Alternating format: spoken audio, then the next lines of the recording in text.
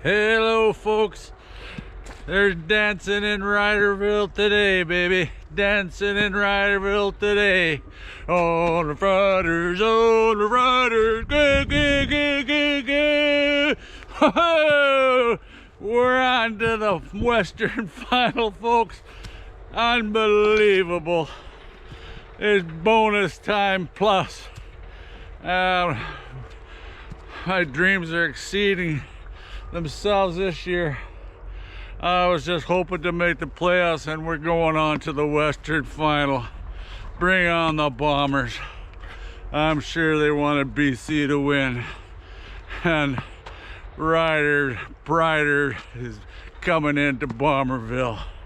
Man, oh man, that's gonna be a smoker. Advantage Winnipeg only by one way, crowd noise, because I think we got a better team, and they're gonna have to be the 13th man, because we're playing good. Harris is taking care of the ball. We're getting a bit of a running game going, and defense is playing strong. I suppose the only disadvantage of the whole damn game was we lost some players. I'm not sure Reed's status. Played so good over there at left tackle since he's taken over, and man, he went down. I couldn't tell how bad it was. I haven't had a chance to really watch the replay much on television. I was at the game, and boy, folks, if you didn't had a chance to go and didn't go, you missed a barn burner. Oh, I never heard Riderville so loud. Oh, the fans knew what to do, baby. When they had the ball and going to take the snaps, all Adams, half the time he was shaking his head. It took that snap count advantage that the offense has, and you can put it away, because a 13th man in Riderville took over. And oh man, like I said, I haven't had a chance to watch the game on television here yet, a replay. I'll get back to you. I was at the game, and I'll put a video about my game day experience later on. It'll take me a while to edit. Half the time my camera was flying around and cheering, and I don't know if you can tell my voice. I got a sore throat and so much yelling, and the fans around me were such a joy. Really like this little girl in front of me, man. It gave me some positive vibes that Riderville will be going strong even after I'm gone. As she knew football, her family knew football, and she was the biggest cheerer in the section. Made me proud. Oh, hang on, I got someone coming. I had to talk to another Rider fan here that always running out in the trail here. Everybody, even if they're not a big Rider fan, they're jumping on the bandwagon. I don't mind that. Nothing matters with bandwagon. More bandwagon fans we can get, the better. Yeah, I never fall off the bandwagon, but I understand other people have other interests. My main sports team is the Riders. Well, about the game, yeah, it was a barn burner, exactly the way I said it was going to be. It was going to be a this way, that way, 1 or 2 points, and it turned out exactly the way I said. Chase Adams around, don't let them run for those first downs, make them pay, and throw the ball away. And lo and behold, exactly how we end the game. 3 picks he throws. Yes sirree, I'll tell you. I didn't know it. If you could keep him running around, you know, like they didn't necessarily bash him but sack him, you know, he might make a yard or something like that, but he'd be throwing on the toss, and I was so happy for Sales. He gets a pick against his old team. Yeah, so I was just spinning. You know, if you watch my video of the game, I just blew up. I go, well, I can't believe it. It was Sales picking up on his old team. What a I can't imagine how happy he felt. Playoff game, pickoff. What else? Oh, shout out to Lacombo. I've been on his case a lot of games this season, but like I've said before in the previous videos, he's been picking up his game the last couple games, and even the no game in Calgary and the game before, you know, he getting more in the action, and we need a safety that does that. And I'm so happy for him too, getting that pick, his first pick in the CFL. That's going to give him big time confidence for this next game. And then Milligan, of course, he sealed the deal, you know, like that. Can't blame it all on Adams. He didn't have much time, and had to toss it in that wind. It was just it was unpredictable, the wind. You know, that was one of the disappointments in the game. Corsack, he didn't have his best kicking game. Into the wind, you gotta kick more of a spiral than that end over end type kick, and he just couldn't make it happen yesterday. You know, Lawler had some really even good kickoffs, you know. In the game, I thought, oh boy, when we gambled there right in midfield for the first down, we weren't even a yard and didn't make it. I go, oh, so deflated. You know what? The fans didn't really get that deflated. The only time I seen the fans get pretty worried looks on their faces and pretty hushed was the very first drive that BC had, and it made it look a real way too easy. And man, I go, oh, I hope this doesn't continue. Usually that bend and don't break defensive maze comes up big once they get closer, and Milligan sort of jumped it there, I think. Like I said, I haven't had much of a chance to watch the replay. But again, I'll have to comment on those useless uniforms they play. I like the color, I like the colors, scheme and everything, but they've got to do something with the numbers. Even if you're just about down on field level, you can't read what the numbers say, let alone the names. I just need the numbers, but I knew roughly where guys are supposed to be, but for the casual fan, you can't see who it is. You know, the only reason you could tell between Armstead and AJ was because they had AJ's arms were exposed. AJ sort of shut up the AJ haters. He marched down once, but it was the best bloody straight arm I'd seen. Took that DB out of the picture and went on into the end zone. And plus, they did like I've been wanting them to do.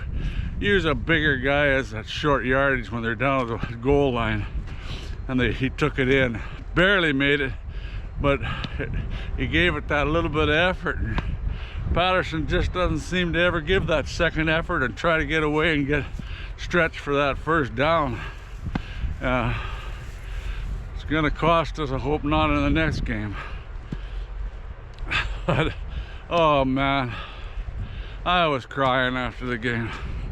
You know, dancing in the halls of Mosaic, it was just fantastic. Yeah, makes the drive home so much easier when you got a victory. That's a long ways to drive. I'm not a big fan of night driving anymore. It was a lot easier driving when you're coming home with a big V in your mind. I don't know who else we lost in the game. I'll have to look. I saw Brown come off once. he didn't look too good. I don't know what happened there, and hopefully he's okay. I don't know how many more people we got dinged up. Like I said, that gust of wind that came up for Winnipeg in the Montreal game, that might have cost us those injuries too.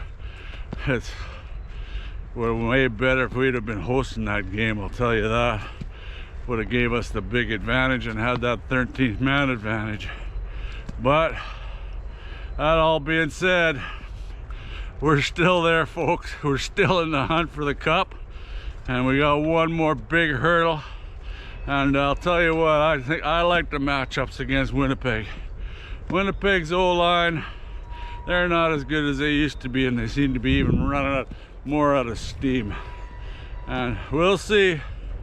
We'll see. There's been a lot of talk by the Bomber fans. They had guys on my site saying we're gonna lose 52-0. Well, folks, they're wrong. We won, and we're coming into Bomberville. It's gonna be a hard week waiting for this one, boy. Hard week. I guess we'll see how we came out of this one. I guess the only one I was a bit confused at was when was the end, getting late in the second half, and we were down there, and we were about 2nd and 2. I don't know what happened. Looked like Mace was out there talking to the official. I don't know if he didn't like the spot or what, but something strange was happening on the field, and it took a time count in violation, and we had to kick a field goal.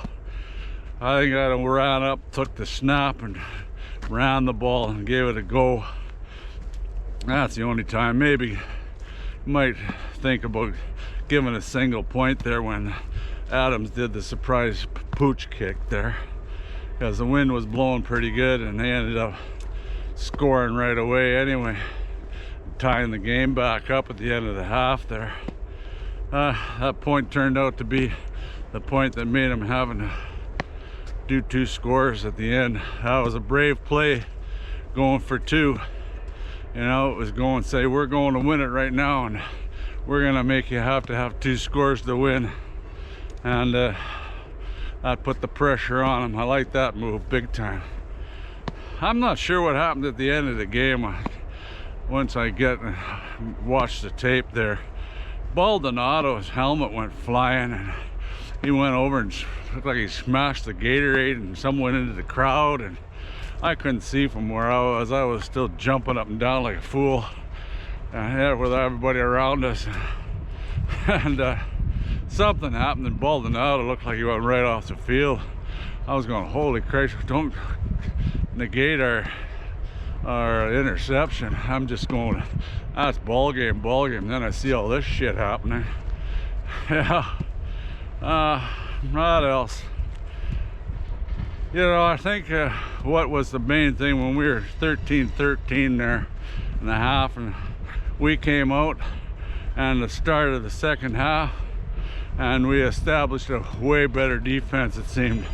We stopped them 2 and out right away, and they got the wind, and then we took control of the ball for a bit, got some points, but it was just that 2 and out. I said, finally, that's what we need, 2 and outs, and yeah, we got it.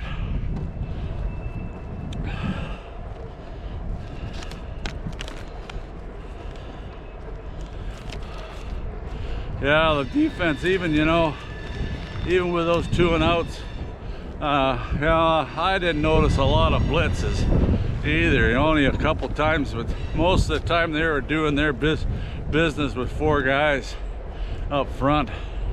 Like I said, I hope Brown's not hurt too bad, or anybody else up front there, because I guess they still got Lanier. Maybe they can get his head straight. We'll need somebody up there, that's for sure. And I'm so excited for this game coming up here against the Bombers. We'll see. The Bombers will have about the same sort of setup. I won't talk too much about it until I know more later in the week who's going to be playing and who's not.